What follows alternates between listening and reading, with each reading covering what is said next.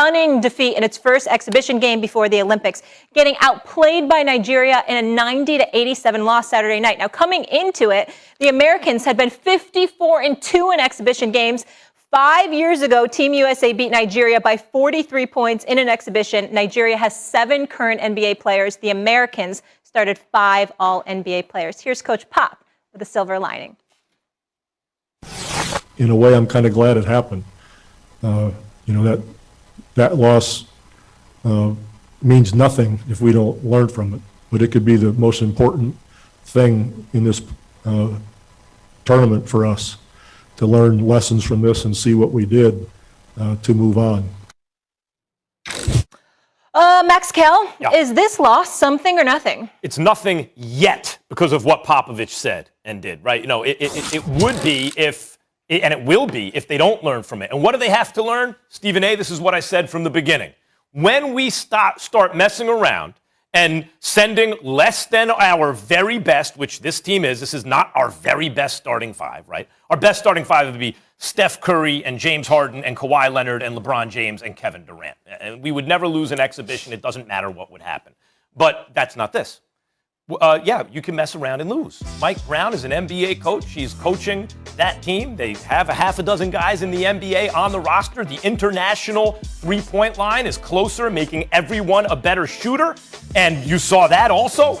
And so, yes, this Team USA is in greater danger than iterations we've sent when we've really sent our very best. That said, as long as they get serious, they should still win. If they don't take it seriously, maybe not. But as long as they get serious, they should still win. And so because of what Popovich said, I don't think this is something yet. Oh, it's something. But listen, here's the reality of the situation. I don't give a damn what anybody says. You shouldn't need your very best to win gold in Olympic competition. But let's go over this roster just a touch. I mean, Middleton, Drew Holiday, Devin Booker are playing in the finals, so they'll show up there once the finals are over. But let's put this in its proper perspective, Max Kellerman, Molly Karen Rose. They have Kevin Durant. They have Damian Lillard. They have Bradley Beal. They have Jason Tatum. I'm sorry. I really, really, really need LeBron James and a few of the creme de la creme. Not that Giannis would be there because he played for Greece. But I'm just saying, when I'm thinking about it, I don't have enough. Are you kidding me? That is ridiculous. The reality of the situation is that when you look at certain players that we talk about, we might talk about tier one or whatever, but when you talk about bona fide stars in the National Basketball Association, we can pick at least 15 to 20 of them. Half of them are on this damn roster. There's no excuse to lose to Nigeria. Some dude, Gabe Namdi, who goes by Gabe Vincent for the Miami Heat, Caleb Agata, Namu, or however the hell you pronounce his name. You give up 60 points on threes? Excuse me, you can do better than that. And oh, by the way, let's also look at Greg Popovich, because he's a 5-time champion. One of the elite coaches this game has ever seen. Hasn't looked the same since Tim Duncan retired. A little bit different now. So let's point to everything.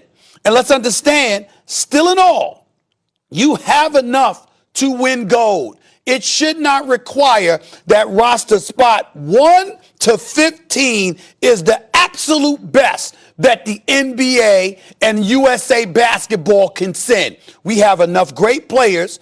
They just got to care enough and be focused. And we got to know that we got the right coaching. They need to care enough. See, that's the point, Stephen A. And that's the reason we need our very best to be bulletproof. We can win without our very best team. I can hear you. That's the point. Caring is the point. We should be able to win without our very, very best team. And you're right, usually we do, but we're not bulletproof. When there have been upsets, it's because our very, very best isn't there. And then the question is why? Because as you go through the roster, you're right to point out, just imagine it was an NBA team, and you had KD and Tatum and Lillard, and everybody'd be like, that's the best NBA team in the world. So how can they lose to a team that a lot of guys couldn't even make the NBA? But that's what I mean by caring. It means so much more to these other teams, to these other players, to these other countries to win Olympic gold because there'll never be a higher basketball achievement. That's not the case for our guys. Our guys, the NBA Finals is the highest basketball achievement. And it's also the highest achievement in terms of basketball in the world. What's your point? They don't care as much about it as the players they're but that's playing. not the point you've been making. But that's not the why. whole. Wait a minute.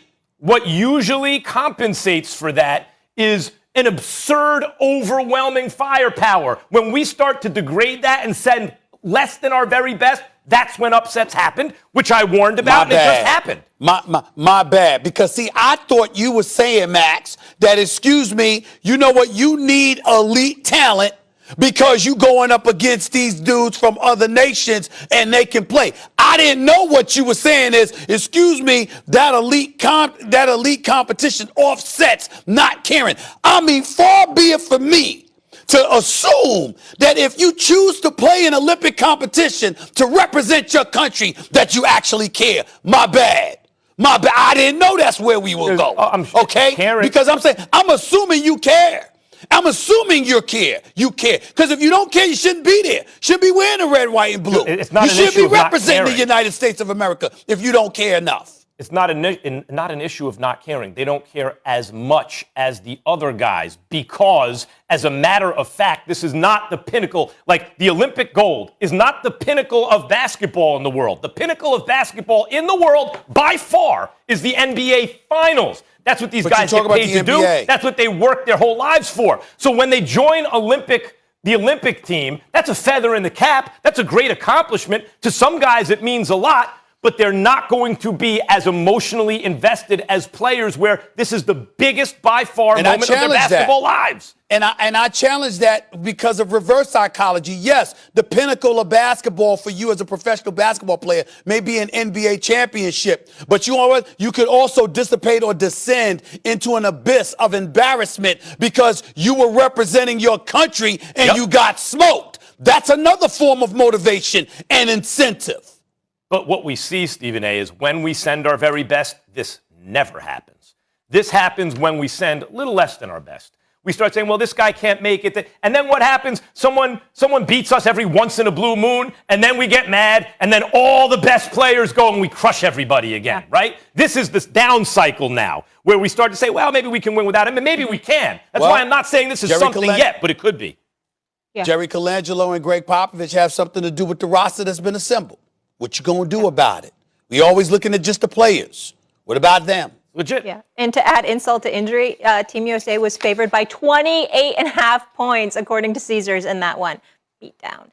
The most important player heading into a crucial Game 4 is it the no-brainer obvious pick in Giannis. Stephen A. says negative.